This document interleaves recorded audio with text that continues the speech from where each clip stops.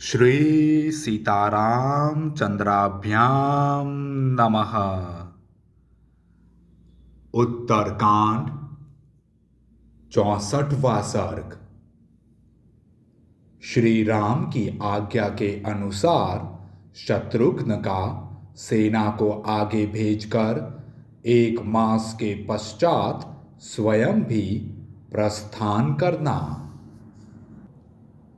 शत्रुघ्न जी को इस प्रकार समझाकर और उनकी बारंबार प्रशंसा करके रघुकुल नंदन श्री राम ने पुनः यह बात कही। पुरुष प्रवर, ये 4000 घोड़े, 2000 रथ, 100 हाथी और रास्ते में तरह तरह के सामान की दुकानें लगाने वाले बनिए लोग विक्रय की आवश्यक वस्तुओं के साथ तुम्हारे साथ जाएंगे। साथ ही मनोरंजन के लिए नट और नर्तक भी रहेंगे। पुरुष श्रेष्ठ शत्रुघ्न, तुम 10 लाख स्वर्ण मुद्रा लेकर जाओ। इस तरह पर्याप्त धन और सवारियां अपने साथ रखो। इस सेना का भली भांति भरण पोषण किया गया है। यह हर्ष तथा उत्साह से पूर्ण, संतुष्ट और उद्दंडता से रहित होकर आज्ञा के अधीन रहने वाली है। नरश्रेष्ठ, इसे मधुर भाषण से और धन लेकर प्रसन्न रखना। रघुनंदन, अत्यंत प्रसन्न रखे गए सेवक समूह जहां खड़े होते हैं या साथ देते हैं, वहां न तो धन टिक पाता है, न स्त्री ठहर सकती है और न भाई बंधु ही खड़े हो सकते हैं। अतः उन सबको सदा संतुष्ट रखना चाहिए। इसलिए हृष्ट पुष्ट मनुष्यों से भरी हुई इस विशाल सेना को आगे भेजकर तुम पीछे से अकेले ही केवल धनुष हाथ में लेकर मधुवन को जाना और इस तरह यात्रा करना जिससे मधुपुत्र लवण को यह संदेह न हो कि तुम युद्ध की इच्छा से वहां जा रहे हो। तुम्हारी गतिविधि का उसे पता नहीं चलना चाहिए।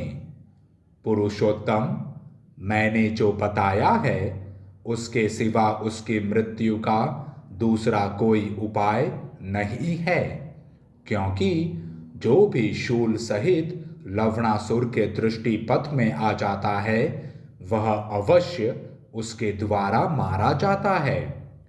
सौम्य, जब ग्रीष्म ऋतु निकल जाए और वर्षा काल आ जाए उस समय तुम लवणासुर का वध करना, क्योंकि उस दुर्बुद्धि राक्षस के नाश का वही समय है।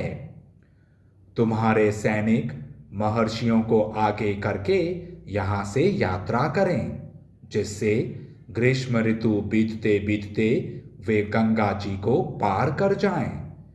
शीघ्र शीघ्र पराक्रमी वीर फिर सारी सेना को वहीं गंगा जी के तट पर ठहराकर तुम धनुष मात्र लेकर पूरी सावधानी के साथ अकेले ही आगे जाना।